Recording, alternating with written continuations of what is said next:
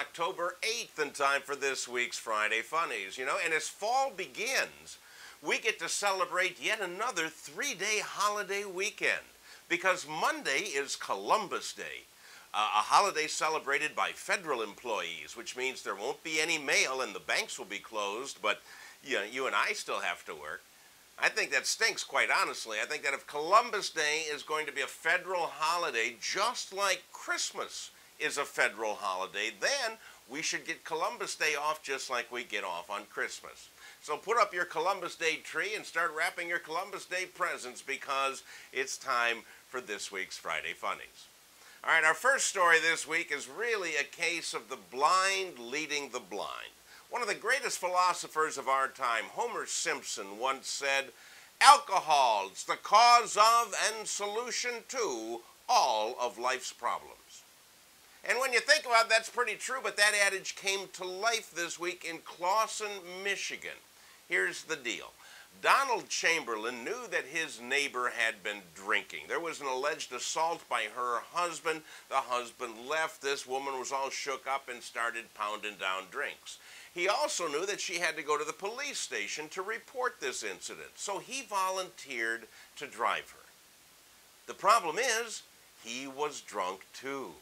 So when they got down to the police station, the woman said that she was too drunk to make a statement, and then they tested Mr. Chamberlain, found that his blood alcohol level was almost twice the legal limit. So they sent the woman to the hospital. Mr. Chamberlain was invited to stay overnight at the police station, but all of it just makes us remember this rule: drunk friends don't let drunk friends drive drunk. Please always remember that. All right, now it's time for a Friday Funnies favorite. Let's take a little trip with news from around the world. First stop, China.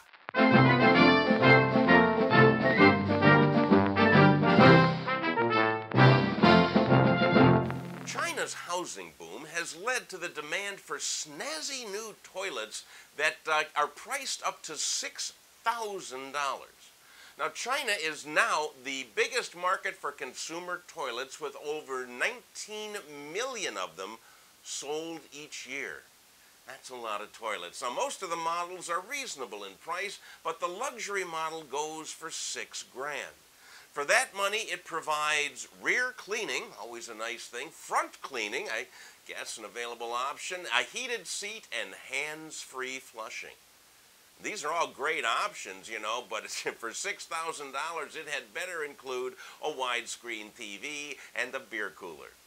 I've even got a name for it over in Japan. They can call it the clapper.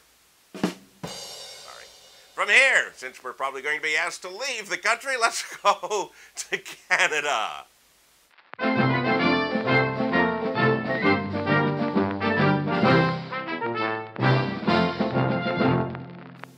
In Nanaimo, British Columbia, police responded to a call for an assault, and when they arrived at the scene, they found 150 drunk women and one male stripper dressed up like a policeman. Apparently, the ladies had been drinking for a while, and they were pretty goony when the stripper finally hit the stage, so one woman got on top of her chair in order to see better. Well, the drunken woman seated behind the drunken woman standing on the chair couldn't see, so she said, "Hey, get out, eh?" And before you could say full Monty, a full-fledged girl fight broke out. And the police wound up taking a couple of women to jail and a couple of more to the hospital. Fortunately, the stripper was not injured, other than the irreparable damage already done to his shaky woman issues that drove him into becoming a stripper in the first place. Good luck to him. And let's take this plane all the way back home. Our final story this week goes to Manatee, Florida.